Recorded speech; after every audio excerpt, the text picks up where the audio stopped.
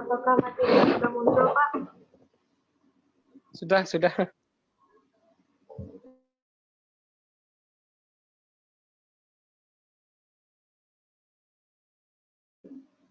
Baiklah, Assalamualaikum warahmatullahi wabarakatuh. Waalaikumsalam warahmatullahi wabarakatuh. Ya, jadi saya akan mempresentasikan hasil diskusi kelompok kami di mata kuliah hidrologi dan geohidrologi yang berjudulkan aliran permukaan yang akan dibawakan oleh Fadil Irfan. Kepada Fadil Irfan kami persilahkan. Assalamualaikum warahmatullahi wabarakatuh. Waalaikumsalam warahmatullahi wabarakatuh. Kami dari kelompok 3 akan mempresentasikan tentang aliran permukaan yang beranggotakan yang pertama Regi Galuh Dinania, Nahana Ratianingsi, dan saya sendiri Fadil Irfan.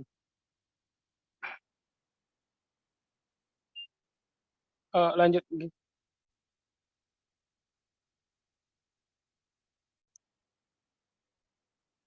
Slide-nya lanjut.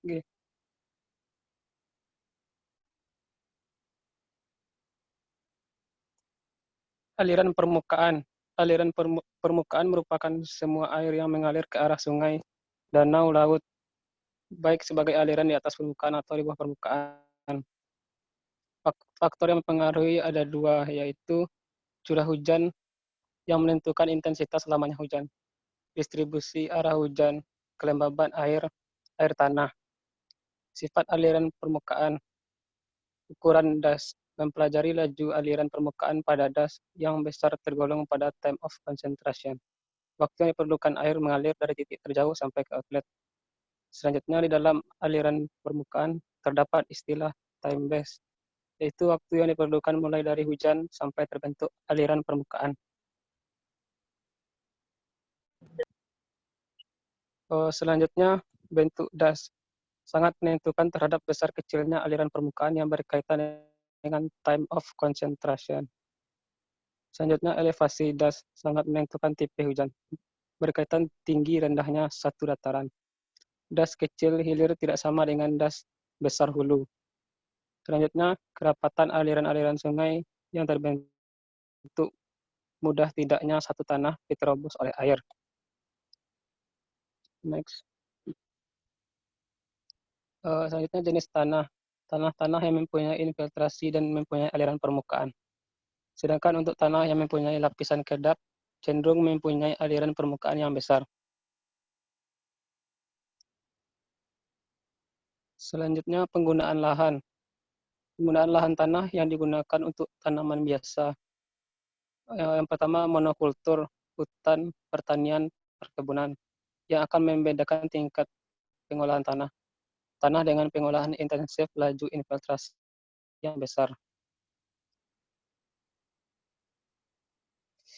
Vegetasi.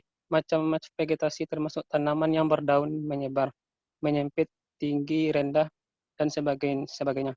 Umur vegetasi termasuk bibit atau tanaman yang berusia lanjut. Jenis vegetasi termasuk tanaman jenis serumputan, perdu, semusim, dan tahunan. Faktor yang mempengaruhi sifat aliran permukaan. Yang pertama, jumlah aliran permukaan merupakan jumlah air yang mengalir di permukaan tanah untuk satu masa hujan atau masa tertentu yang dinyatakan dengan tinggi kolom air atau volume air. Yang kedua, laju aliran permukaan. Jumlah atau volume air yang mengalir melalui satu titik tertentu yang dinyatakan dalam per detik atau per jam. Laju aliran permukaan dikenal dengan istilah debit. Laju aliran permukaan dapat diukur dengan alat automatic water level recorder. Berikut ada pada slide adalah rumus dari aliran permukaan.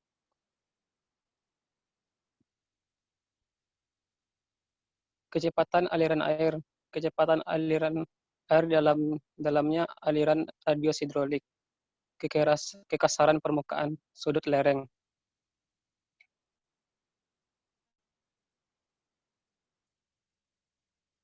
Turbulensi merupakan gelombang aliran air yang melewati suatu saluran air yang dapat membentuk pusaran air.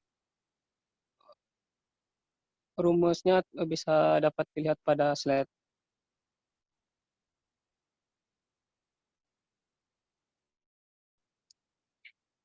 Next.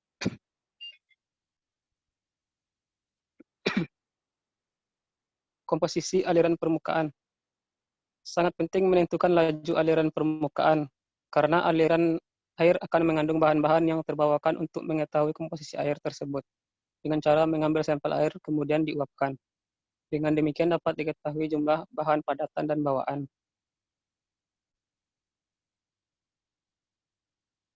Sifat atau faktor yang mempengaruhi terhadap sifat aliran permukaan.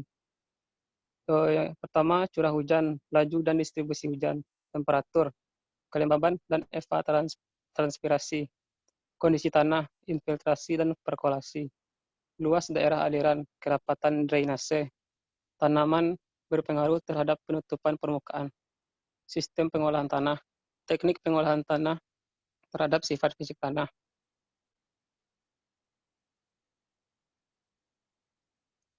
Model aliran permukaan.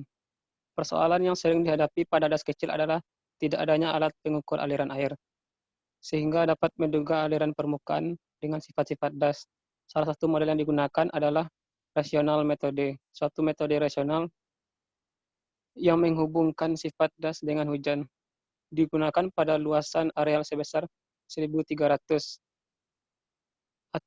Biasanya berada di perkampungan yang digunakan untuk mendesain agar tidak terjadi banjir. Pada rasional method berdasarkan pada laju aliran permukaan dari das kecil yang memberikan kontribusi secara menyeluruh. Selanjutnya, metode rasional mengasumsikan bahwa frekuensi jatuh hujan dan aliran permukaan besarnya sama. Metode rasional ini dianggap sangat akurat guna menduga puncak aliran permukaan untuk suatu desain bangunan yang sederhana. Pengembangan dari metode rasional adalah hujan jatuh dengan intensitas beragam, selama identik dengan time of concentration, waktu konsentrasi dalam das. Curah hujan yang jatuh di kawasan das relatif seragam.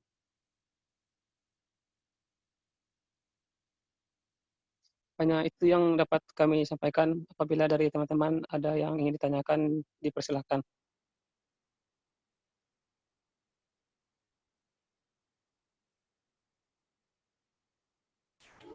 Izin bertanya, Fadil.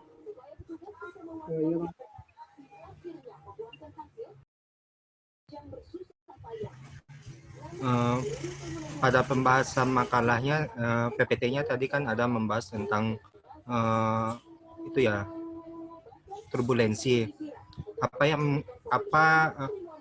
Apa penyebab suatu aliran atau suatu kondisi tersebut sehingga terjadi aliran turbulensi.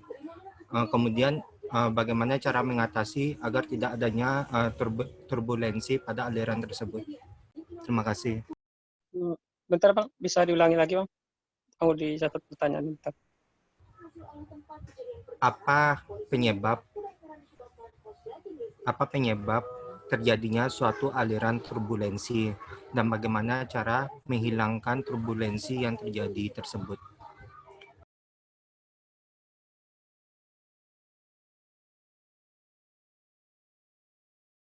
Baik Bang, terima kasih Bang.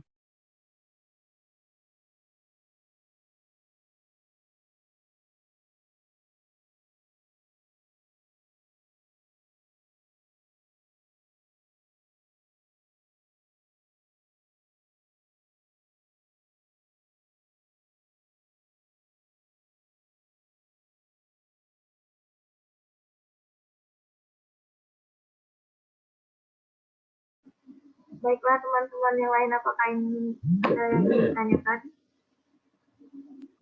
Ya, saya Rizal mau tanya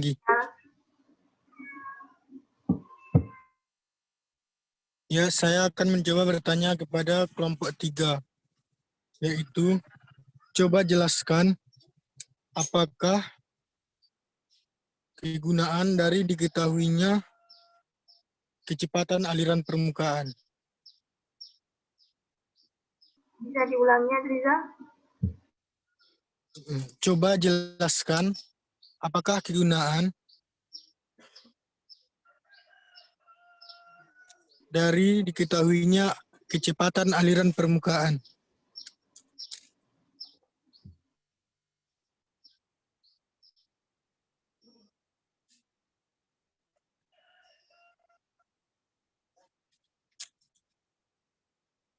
Terima kasih pertanyaannya, Rizal. Iya Gi, sama-sama.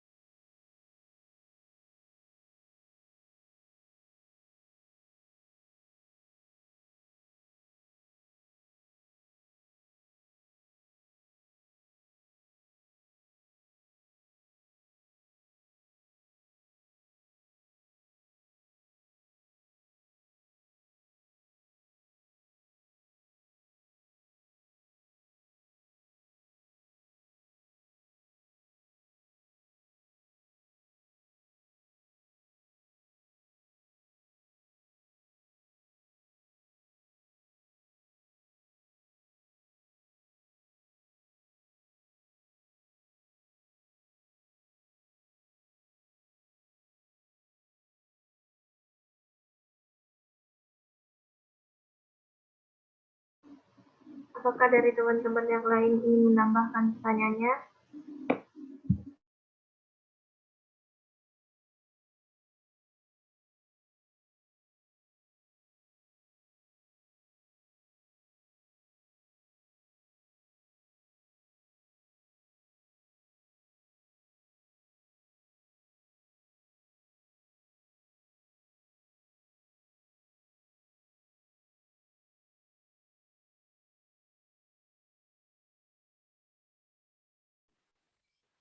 Baik, ingin bertanya, Kak.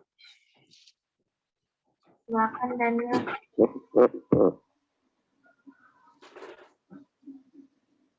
Itu aliran permukaan kan menjadi bagian dari siklus hidrologi. Jadi besarnya aliran permukaan itu dipengaruhi oleh apa, Kak? Terima kasih. Baik, terima kasih pertanyaannya.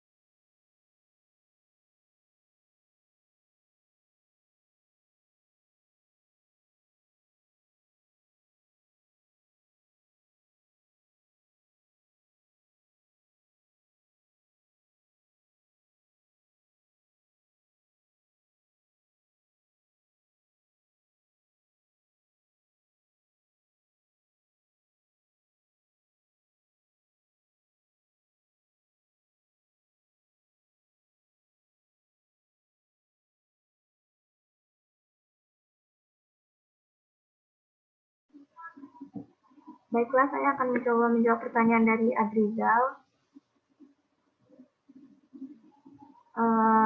Jawabannya itu tuh kegunaannya untuk menghitung laju dan distribusi dari curah hujan, kelembapan dan evapotranspirasi, dan untuk mengetahui infiltrasi dan perkolasi. Apakah jawabannya bisa diterima, Adrizal?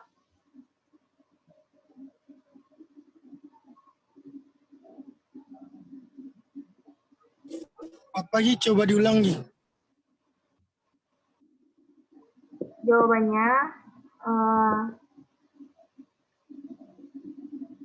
Kegunaannya untuk menghitung laju curah hujan dan distribusi hujan, dan mengetahui infiltrasi dan perkolasi dari kondisi tanah tersebut. Apakah jawabannya bisa diterima?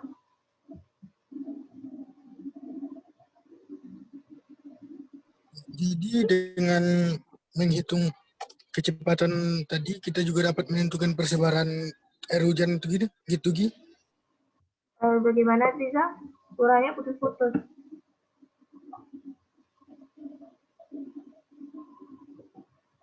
Berarti dengan menghitung kecepatan air permukaan tadi kita juga dapat menghitung persebaran air hujan. Ya. Apakah bisa diterima? Oh, baik Gi, makasih Gi atas jawabannya Gi. Sama Riza.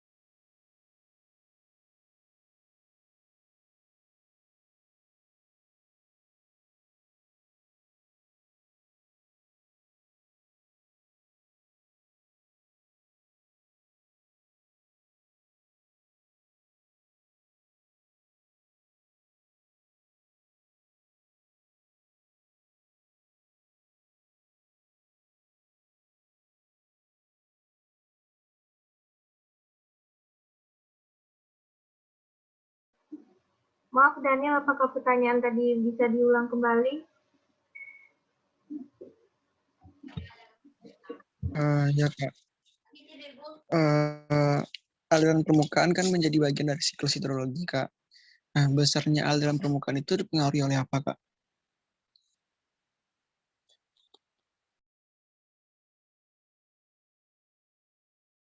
Oke, terima kasih Daniel. Baiklah, mohon diberi kami waktu sebentar untuk menjawab pertanyaan dari rekan-rekan sekalian.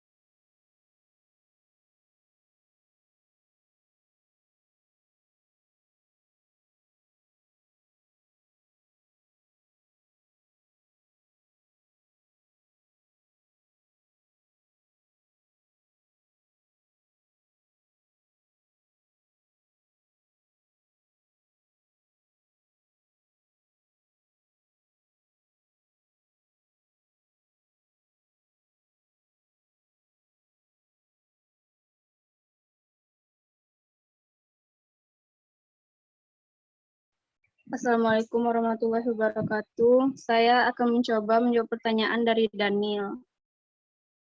Besar aliran permukaan dipengaruhi oleh apa? Besarnya aliran permukaan dipengaruhi oleh curah hujan, vegetasi atau penutup lahan, adanya bangunan penyimpanan air, dan faktor lainnya. Bagaimana Daniel?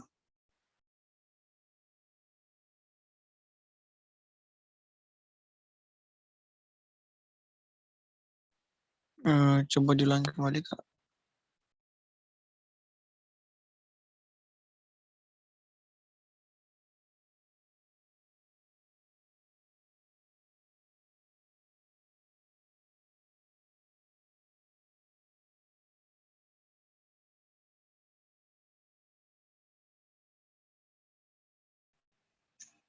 Besarnya aliran permukaan dipengaruhi oleh curah hujan, vegetasi atau penutup lahan, adanya bangunan penyimpanan air.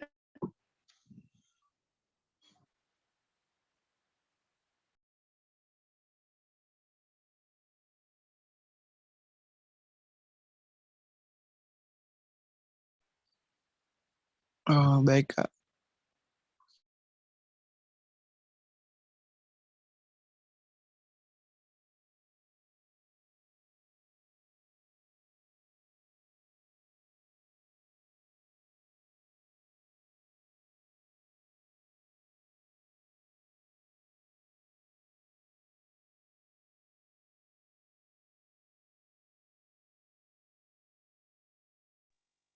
Baiklah, saya akan mencoba menjawab pertanyaan dari Bang Juliet Fadli, yaitu apa penyebab terjadinya aliran suatu kondisi turbulensi tersebut atau bagaimana cara menghilangkan turbulensi tersebut.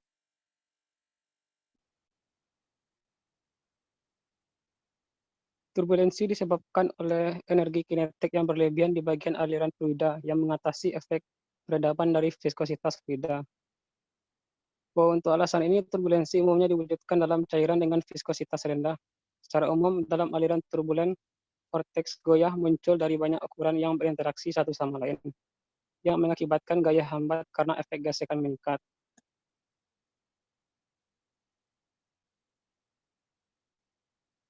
Permulaan turbulensi dapat diprediksi oleh bilangan Reynolds yang tidak berdimensi, rasio energi kinetik terhadap redaman viskos dalam aliran fluida.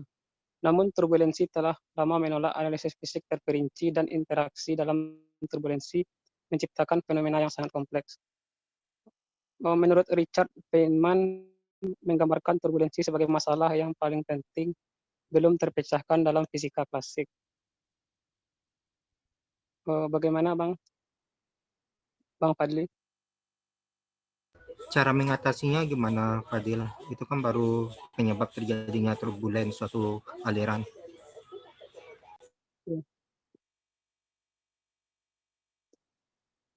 Kalau dibaca dari ininya Bang, dari materi yang didapat, menurut Richard ini penggambar sebagai masalah yang paling penting yang belum terpecahkan katanya. Masih belum ketemu itu ya. Berarti kalau kita menemukan suatu aliran turbulen, berarti kita belum bisa menghilangkan turbulensi pada aliran tersebut gitu.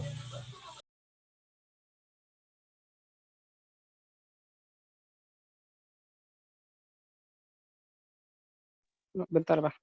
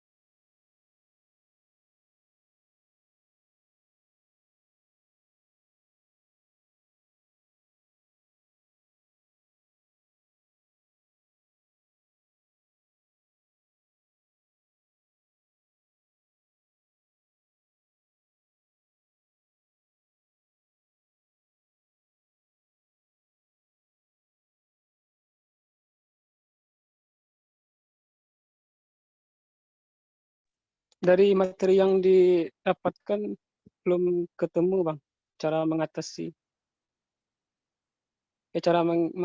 mengatasi turbulensi.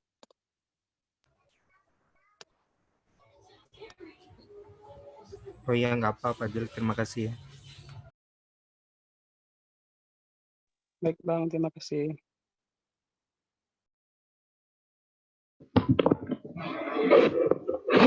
Baiklah, kalau semua pertanyaan telah kami jawab, sekian dari hasil diskusi kami. Apabila ada kesalahan dan kekurangan mohon dimaafkan. Assalamualaikum warahmatullahi wabarakatuh. Waalaikumsalam warahmatullahi wabarakatuh. Waalaikumsalam warahmatullahi wabarakatuh. Salam.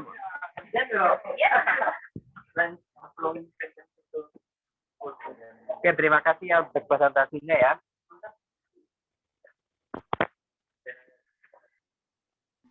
Sama Kak.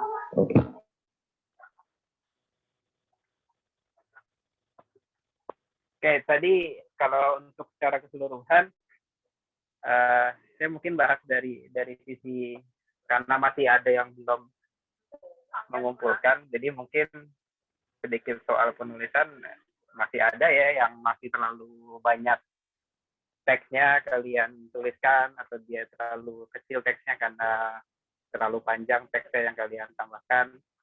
Jadi untuk yang berikutnya tolong bisa disesuaikan lagi ukuran font dan banyaknya teks yang kalian tampilkan. Upayakan penjelasan-penjelasan detail itu bisa kalian jabarkan pada saat presentasi saja nanti. Kemudian satu kurang itu terkait model aliran permukaan di akhir, kalian hanya sedikit sekali membahas mengenai metode rasional. Harusnya dibahas juga bagaimana pengerjaannya dari metode rasional itu lebih lengkap lagi kalau memang ada contoh bagaimana pengerjaannya sampai ke hasilnya seperti apa sih nantinya metode rasional. Mungkin itu sedikit dari saya. Diharapkan kelompok yang belum mengumpulkan presentasinya bisa sebelum hari ini berakhir bisa dikumpulkan. Ada belum ya? Oh, masih belum ada lagi tambahan Fadli yang sudah masukkan. Mungkin kita akhiri saja pertemuan kita pada siang hari ini. Oh ya, kita masih ada utang satu pertemuan. Kalau memungkinkan hari Senin sore kita coba mulai. Jadi nanti kita akan presentasi untuk kelompok 5 untuk pengganti pertemuan kita. Jadi kalau memang nanti kita akan coba hari Senin sore. Kalau ada yang keberatan nanti disampaikan ke grup saja langsung ya. Kalau memang Pak.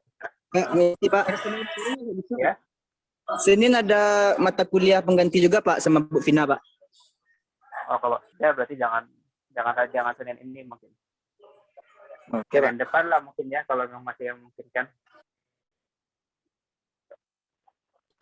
Waktunya Bapak yang nentuin atau gimana Pak? Untuk Bisa dari kalian kalau bisa cari waktu sendiri ya, opsinya kan asalkan jangan di waktu istirahat sholat atau makan, terutama waktu sholat ya, jangan waktu sholat.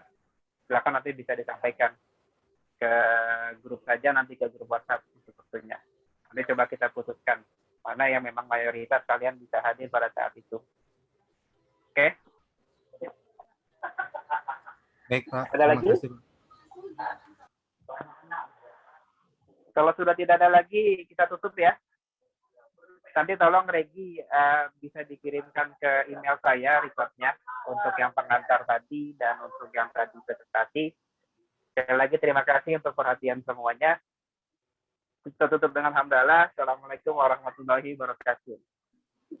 Waalaikumsalam warahmatullahi wabarakatuh. Waalaikumsalam warahmatullahi wabarakatuh.